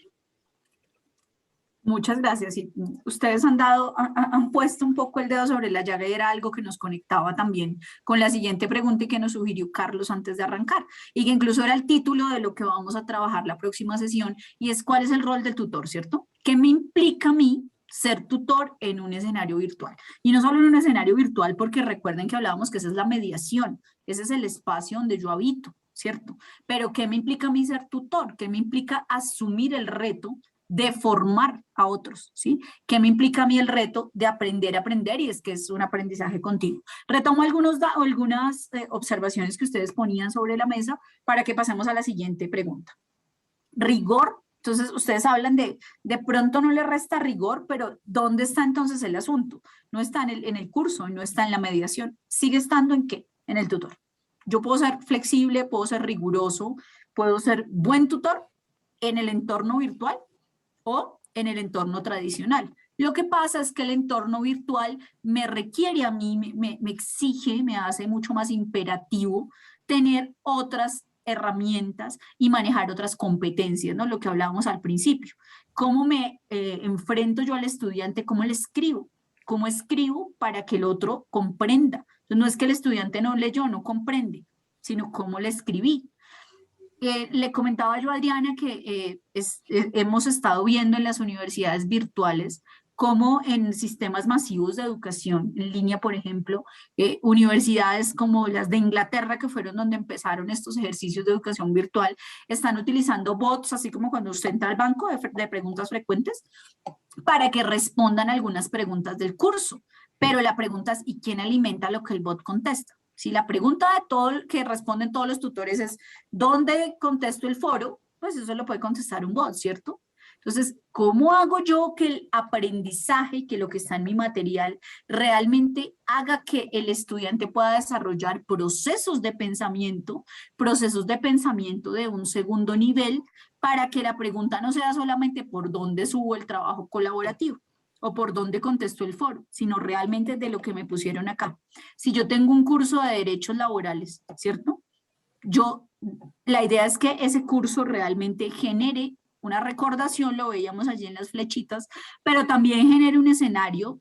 Ustedes todos han oído hablar de Sócrates, de este filósofo griego, y es que él decía que el escenario de la educación, el escenario perfecto de cualquier formación frente a todo, es un escenario donde yo quedo en un estado en el que nunca voy a dejar de aprender. Quedé picado, me gustó, ¿cierto? Entonces yo siempre voy a seguir buscando. Y yo creo que ustedes han vivido escenarios donde los estudiantes vuelven y lo buscan a uno para preguntarle más, ¿cierto? Profe, venga, ayúdeme con esto. Profe, es que tengo de pronto esta situación, o en mi colectivo pasó esto. Ese es como el asunto, ¿no? Por ahí vamos. Siguiente pregunta, compañeros, ya para cerrar el debate, el conversatorio y poder conectar un poquito con lo que vamos a hacer el 23. ¿Cuál es el papel y las competencias que debería fortalecer un docente en el contexto no solamente de la cuarta revolución industrial, sino también de las tecnologías de información y comunicación, pues asociadas a procesos educativos? ¿Quién estaba en la salita? Esta es la cuarta, ¿cierto? Sí, la cuarta es la de Carlos Guarnizo, Claudia Castillo, Lorena, Reina, Viviana no, y Julie. Viviana no, yo no estaba en sala. ¿Quién estaba ahí ¿quién es el relator? Bien, Carlos. Buenas noches. Buenas noches, Carlos, ¿cómo estás? Me han designado como relator. Hicimos un debate sobre las otras dos preguntas y sí consideramos, quiero volver como a eso porque tenemos una mirada distinta de los dos grupos anteriores. Sí creemos que en ciertas disciplinas como la salud, como las ingenierías, la formación virtual es un excelente complemento, pero exige también la formación en términos de presencialidad, ¿sí? Entonces, es más o menos como la versión distinta a la que llegamos. ¿Cuáles son las competencias y cuál es el nuevo rol que tiene que tener el tutor, el profesor, en un ambiente virtual? Creemos que, como quiera que hay un concepto de aula invertida, donde el estudiante ya conoce la información. Es decir, el profesor deja de ser alguien que transmite información y entonces creemos que el rol que tiene que jugar es el de ayudar a los alumnos a generar análisis sobre esa información que ha obtenido previamente. Contribuir a una mejor comprensión del fenómeno y del tema del cual se le ha entregado un material previamente. Creo que eso tiene que ser una habilidad que tiene que tener el profesor. Pero además, facilitar la construcción de interpretaciones y comprensiones colectivas a través del debate, a través del diálogo, a través de esa formación socrática que es la mayéutica. ¿Cómo le preguntamos a los alumnos mejorar la comprensión sobre lo que está haciendo para que al final del curso tenga una mejor destreza y pueda ser competente frente a lo que está haciendo? Creo que es una de las cosas.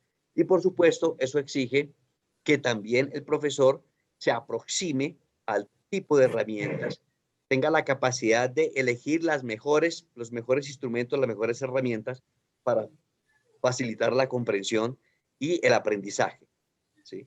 Y cómo el profesor también va analizando las herramientas que está utilizando, va evaluando esas herramientas para ver qué tan eficientes están siendo, qué tan cómodo se siente con ellas, qué tan cómodo siente que están sus alumnos con esas herramientas, ¿sí?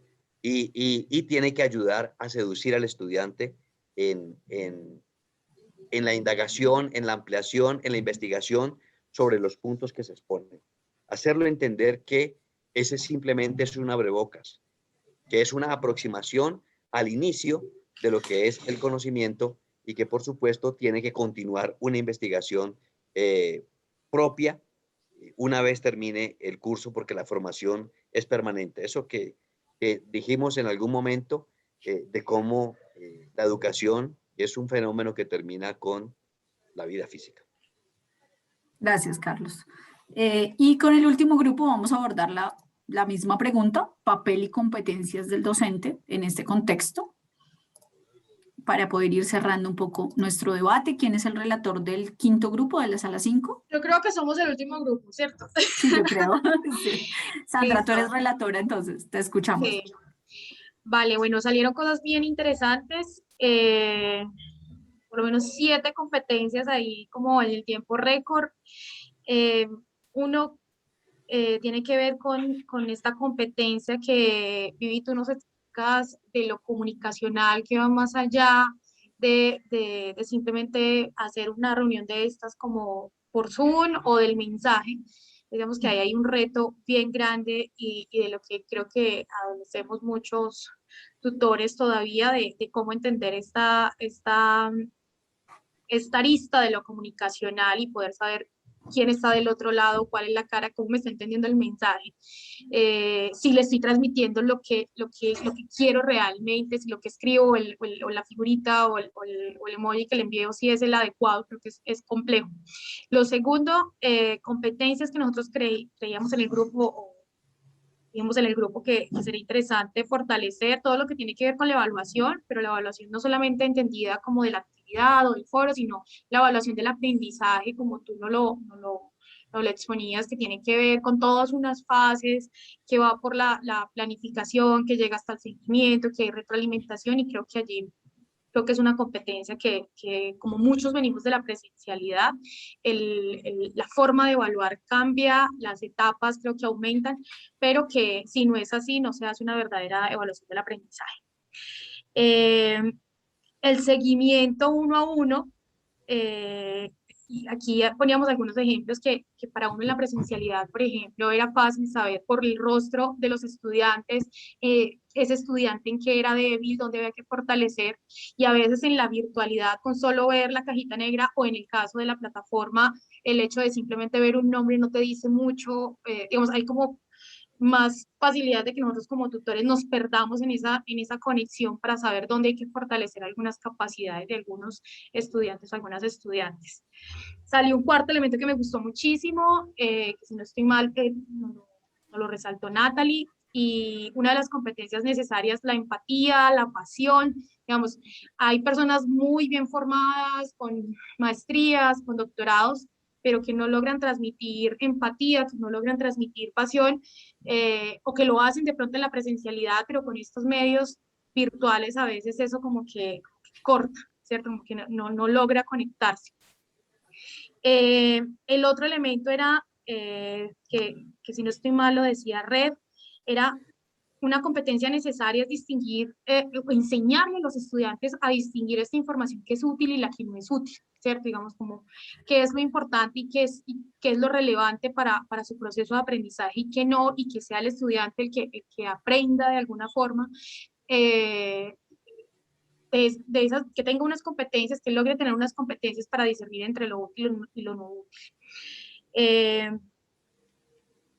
También se habló de que una de las competencias es como también esta habilidad de hacer muchas cosas al tiempo, de poder estar en espacios virtuales de aprendizaje, pero a la vez cómo separo eso de los espacios cotidianos, del cuidado, de lo doméstico sin que me interfiera. Creemos que también es una competencia. Y por último, que a mí me parece que es uno de los mayores retos, este es mío, que es el aprendizaje en red, ¿cierto? Digamos, porque cambia la forma de aprendizaje, y yo como garantizo que ya el aprendizaje no es 1 a 1, ni tampoco bidimensional, sino que es un aprendizaje en donde todos aprendemos y en donde hay una red, en donde circula el aprendizaje de manera colectiva. Gracias. Muchas gracias, Sandra. Bueno, de los dos grupos, muy rápidamente, seducción, indagación, no es pasar, lo dice Sandra claramente, la presencialidad a un espacio virtual. Lo que decía Carlos del escenario de lo práctico y de cómo esas interpretaciones colectivas también necesitan otro ejercicio. Empatía, pasión y aprendizaje en red, que es un concepto súper clave para lo que vamos a trabajar la próxima sesión. Y ya voy a terminar, perdónenme que les tomé 5 minuticos más del tiempo que estaba previsto. Nosotros les vamos a dejar en el entorno virtual, y esta es la siguiente tareita que vamos a tener, y es un ejercicio precisamente desde esa metodología de aula invertida, que la idea es que todos lo tengamos aquí la próxima sesión. Esta es una rúbrica, y es una rúbrica de diagnóstico, por tanto es una rúbrica que puede implicar percepción. La idea es que ustedes tomen un curso Idealmente que ustedes hayan sido tutores o estudiantes en la Redal, si no en la Redal puede ser un curso cualquiera, y le apliquen esta rúbrica. En esta rúbrica, voy a entrar a la rúbrica acá en la vida real, espérenme un segundito, dejemos de compartir acá. La idea es que ustedes tomen esta rúbrica, nosotros se las vamos a entregar en línea, esto es un Drive para que ustedes puedan ingresar y la puedan trabajar, y la idea es que ustedes tomen esta rúbrica y hagan un diagnóstico de un curso que ustedes lo determinen. Entonces, miren, utilizando como ejemplo un entorno virtual de aprendizaje, preferiblemente de la Redal, aplique la siguiente rúbrica señalando el nivel en el que el curso se encuentra según cada uno de los criterios. Primer criterio, accesibilidad, ¿cierto? Entonces, la forma en que yo entro, usabilidad, ¿para qué sirve? Criterio tecnológico y criterio pedagógico. Entonces yo voy a mirar mi curso, entonces el curso cuenta con resultados de aprendizaje, entonces yo le voy a colorear aquí, ¿cierto? O no, yo le voy a dar una valoración según estos criterios que están acá en los niveles, ¿listo? Durante esta semana, tanto Adrianita como yo vamos a estar muy pendientes de si ustedes tienen de pronto alguna duda, nos pueden poner un mensaje por el foro o a través de la mensajería interna del curso, frente a la aplicación de esta rúbrica de evaluación. Es muy rápida de hacer, son unos aspectos muy puntuales y es que a la luz del curso que ustedes tengan más a la mano, podamos hacer un diagnóstico de ese curso. Esto es vital para cuando arranquemos la sesión que vamos a tener el 23, que pues nos va a permitir adelantar muchos más ejercicios porque pues es más larguita y vamos a estar en esta metodología híbrida donde unos vamos a estar virtuales y otros vamos a estar allí en sede, pues digamos que presencialmente. No sé, compañeros, si tenemos alguna duda. Espero pues que haya sido interesante el ejercicio. Yo aprendí muchísimo. Me gusta mucho verlos, escucharlos hablar, porque pues es otra forma. Yo estoy en el ámbito universitario y es otra forma de hacer formación, ¿cierto? Es como también otra mirada de lo que implica un entorno virtual de aprendizaje y es un desaprender muchas cosas, ¿no? Entonces, eso también es un reto para todos. Les dejo un gran abrazo. Adrianita, muchísimas gracias por todo y pues quedamos en contacto y nos veremos el 23. Un saludo especial para todos y allí van a encontrar ustedes entonces la rúbrica colgada en el espacio virtual, también con un videito que les voy a dejar. Y estamos muy pendientes durante estos días, tanto Adriana como yo, frente a cualquier pregunta que surja con la aplicación de la rúbrica, aunque realmente es súper amigable y no es larga de desarrollar. ¿Listo? Solo una cosita entonces, muchas gracias Vivi.